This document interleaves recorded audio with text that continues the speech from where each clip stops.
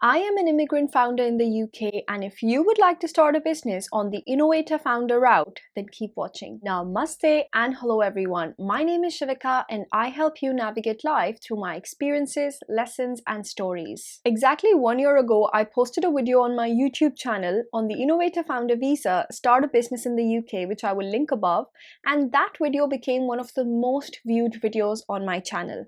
In fact, a week ago, I reached 1,000 subscribers, and I kind of give a lot of credit to that video because the number of views and the number of responses and the number of comments and people who reached out to me eventually quite drastically increased ever since I posted that video.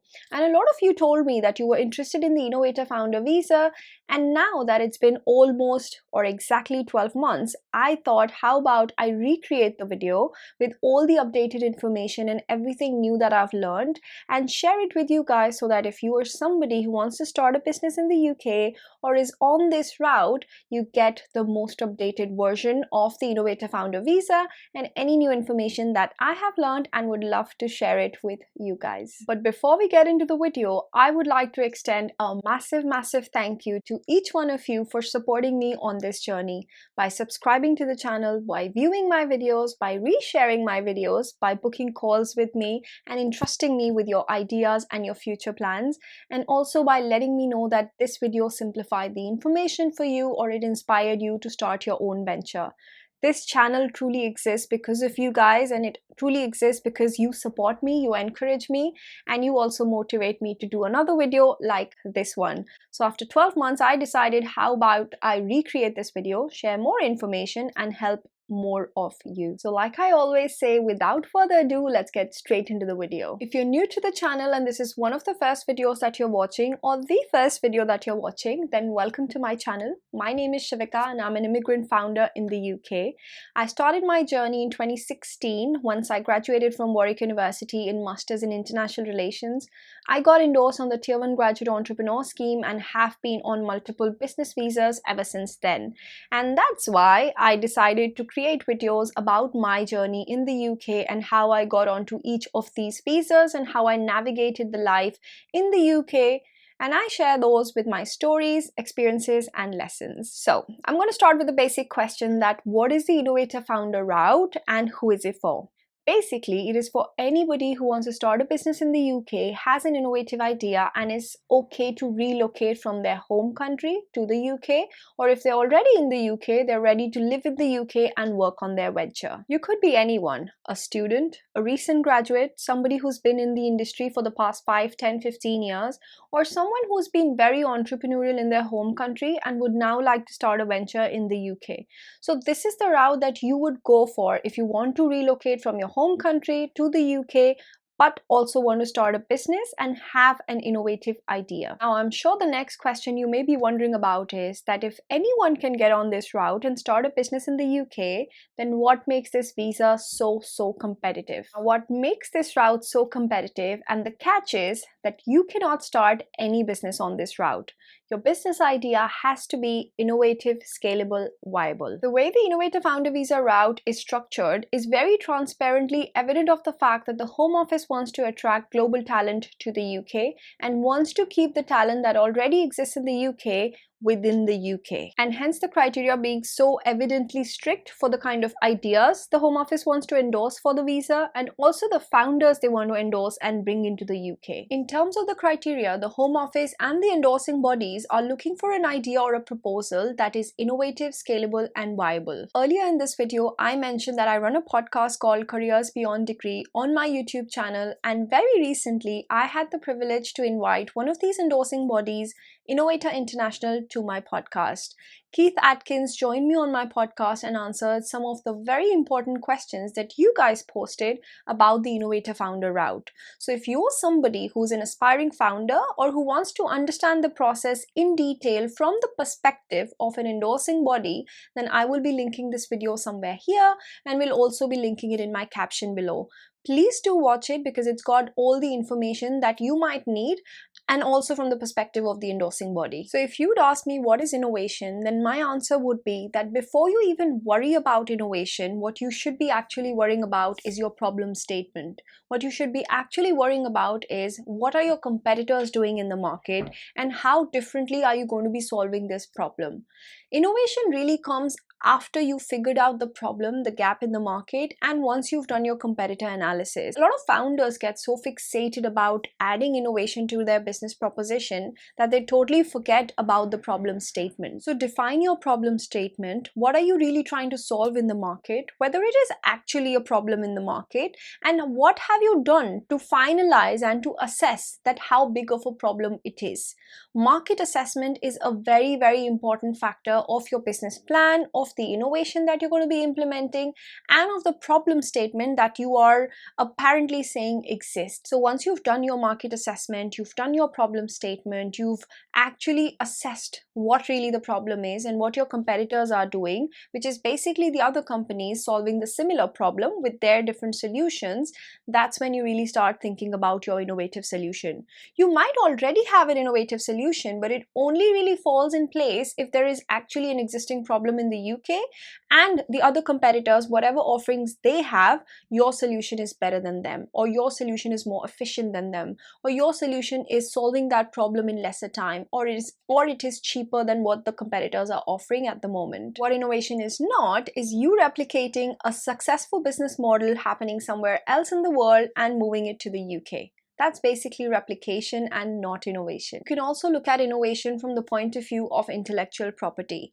Whether or not this idea, service, or model, or the kind of technology that you're implementing has any potential in the future to register for IP. Then innovation is also not you combining existing successful technologies and bringing them under one platform. Then that becomes a marketplace more than innovation. Coming to scalability. Scalability is simply how will you scale your business idea.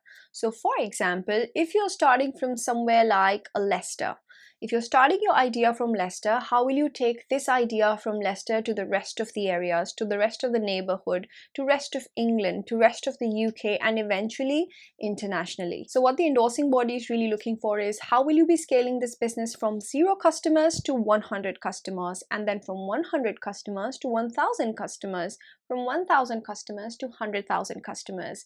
And that's all what scalability is about.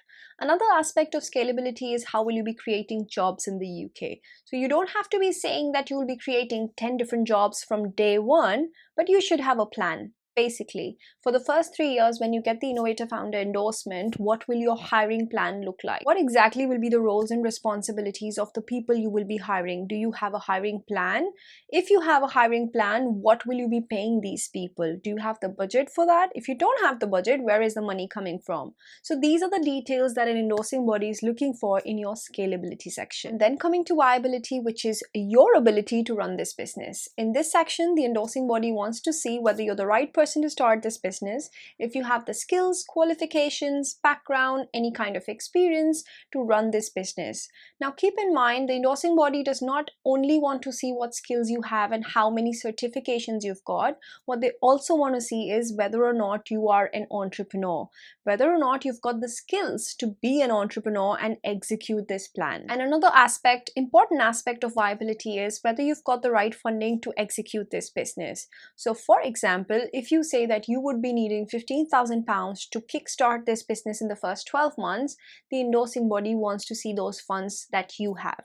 Now this could be in your bank account in the UK or in your home country, but the idea is that you should have the funds to start the business. Now I've mentioned endorsing bodies one too many times. So who are these endorsing bodies? Basically, if somebody is applying for a skilled worker visa, you will need a company to sponsor your certificate of sponsorship, a letter that tells you that yes, you can work for my company, so please go ahead and apply for your visa.